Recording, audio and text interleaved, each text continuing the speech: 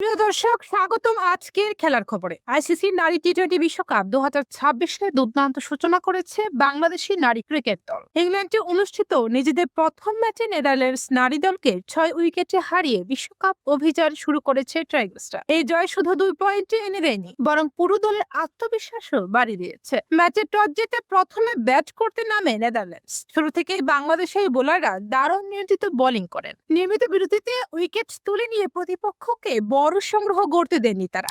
Netherlands ব্যাটাররা কিছুটা প্রতিরোধ গড়লেও শেষ পর্যন্ত 20 ওভারে 8 উইকেট হারিয়ে 139 রান সংগ্রহ করতে সক্ষম হয়। বাংলাদেশের বোলারদের মধ্যে সবাই নিজেদের দায়িত্ব সফলভাবে পালন করেন। জয়ের জন্য 140 রানের লক্ষ্য নিয়ে ব্যাট করতে নেমে আত্মবিশ্বাসী শুরু পায় বাংলাদেশ। ওপেনার জুনিয়র ফেরদৌস শুরু থেকে ইতিবাচক ব্যাটিংও করেন। তিনি একের পর এক চমৎকার শট খেলতে থাকেন এবং দলের রান তারাকে সহজ করে তোলেন। অন্য প্রান্তে উইকেট পড়লেও তিনি ধৈর্য ধরে ইনিংস করে তোলেন। এদিকে দর্শকদের সবচেয়ে মুগ্ধ করেছেন জুয়ারিয়া ফেরদৌস। তার দুর্দান্ত অর্ধশতক বাংলাদেশের জয়ের ভিত্তি করে দেয়। মিডল অর্ডারে ব্যাটাররা গুরুত্বপূর্ণ সময়ের মূল্যবান রান যোগ করেন, ফলে ম্যাচের নিয়ন্ত্রণ পুরোপুরি বাংলাদেশের হাতে চলে আসে। শেষ দিন শর্মিনা আক্তার এবং অন্যান্য ব্যাটাররা ঠান্ডা মাথায় ব্যাটিং করে দলকে জয়ের খুব কাছে নিয়ে যান।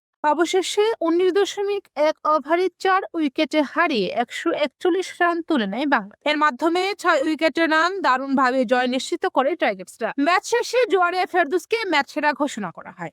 তার অসাধারণ ব্যাটিং ইনিংসে মূলত বাংলাদেশের জয়ের পথ তৈরি করে দেয়। বোলারদের নিয়ন্ত্রিত পারফরম্যান্স এবং ব্যাটার্সদের দায়িত্বশীল ব্যাটিং মিলে এটি ছিল বাংলাদেশের জন্য একটি পূর্ণাঙ্গ দলীয় পারফরম্যান্স। বিশ্বকাপের শুরুতেই এখন জয় বাংলাদেশি নারী দলের জন্য বড় অনুপ্রেরণা হয়ে থাকবে।